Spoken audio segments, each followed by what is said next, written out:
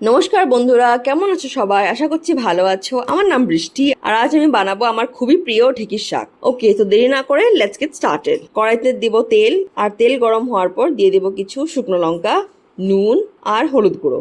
তারপর এইভাবে আমি আলুগুলোকে কেটে রেখেছিলাম ভালো করে ভেজে নেব।